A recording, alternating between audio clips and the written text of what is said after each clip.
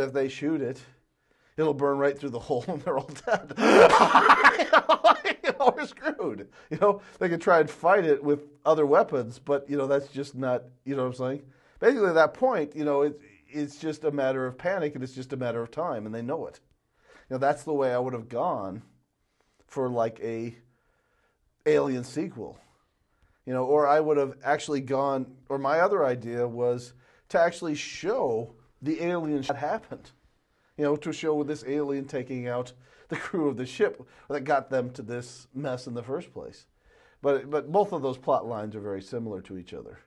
What do you think the prequel will need to, what elements will they have to incorporate? Well, I think that they really need to bring back the sense of terror that the first movie had, and the sense of panic that they're in a situation, they're basically in a no-win situation, and that they, but part of the problem is with the prequel like this, we already know the plot points that took us by surprise, in the first film. You can't, you don't have that luxury again. You see what I'm saying?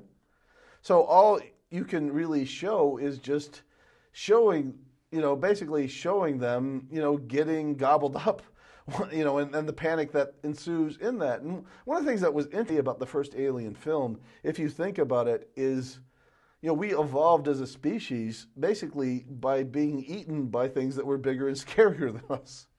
And that was how we got smarter. That was how we got better. You see what I'm saying? And if you look at this movie, it's kind of an allegory to that.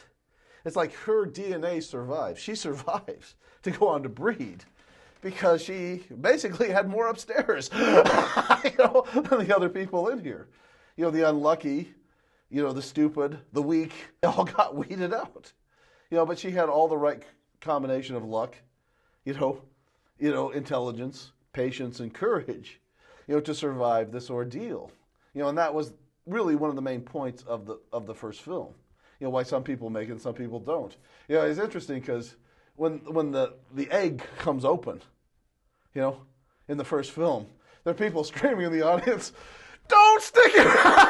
Get away from that thing!" No, don't do it. People are, yelling the scene. And he's like, "Oh, this thing's, opening up. Huh, I wonder what's inside there." No, get away from that thing. That's probably something scary and dangerous. It's interesting how some people were like, "Hey, let's check that out." And other people were like, "No, let's get away from that." It's like, okay, we know what DNA is going to make it for the future, not in this scenario. The people who's like have enough sense to say, "Hey, this might be dangerous and scary." I think that might be time. Do you want to check the tape, or do you want to? What do we have? Another point you want to make, or? Well, I just wanted to ask you. One of the things that I wanted to say, that worked for me for this film was just how slow the first movie went and how rich it was in its slowness. You look at those scenes, particularly if you see them in 70 millimeter, the Nostromo inside, where they have the corridor that goes down 110 yards, pipes running along it, and wires and all this other stuff. It's like to me, the movie almost works as a visual masterpiece on its own, without the plot line. And it's like I was just amazed at how they just took their time, to tell this story. It's like we're going to savor this experience. We're not going to rush it. To me, that's the mark of, that's the difference between a master filmmaker and a hack filmmaker.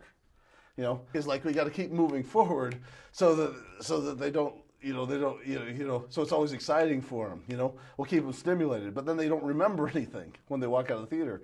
Whereas the really great films stay with you, decades after you've seen them. Movies like Alien, you remember them, you go back to them, you talk about them. I think the ship works as a character almost, because it's so well designed, and when the movie begins, the characters are still in a hypersleep. They're not even awake yet, and then we have this minimalist music and these kind of languid moves, and you're introducing the halls and the different parts of the ship. Oh, yeah. Lights are coming on. I remember as I was watching that, thinking to myself, is the alien on the ship already? Is it sneaking around already? You see what I'm saying?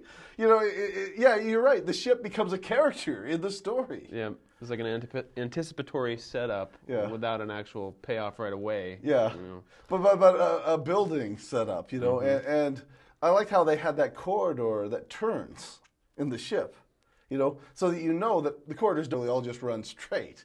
He'd be hiding behind any one of these turned little corridors. You see what I'm saying? Yeah, and I loved how the minimalistic music and how they just POV of the camera, just going around the ship slowly, like you're from the point of view of the alien just checking out the ship. To me, it's like that was just such genius. How they did that.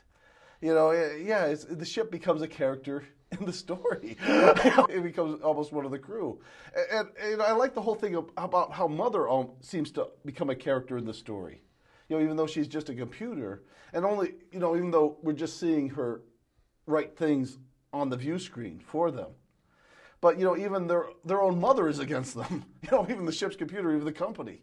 It's like, basically, you're expendable. We don't care about you too bad. What the hell? When you find that out, it's like, oh my God, even the company that we're working for is conspired against us. It's like, Jesus Christ. You're talking about putting your characters in the worst possible situation, but they do it in a way that makes it work, that makes it believable, Yeah. It's like, they want this for their weapon system. They can make a lot of money off of it. It's like, okay, the value of these lives, the trillions we can make off this weapon system. Crew of 7, nobody's, who cares?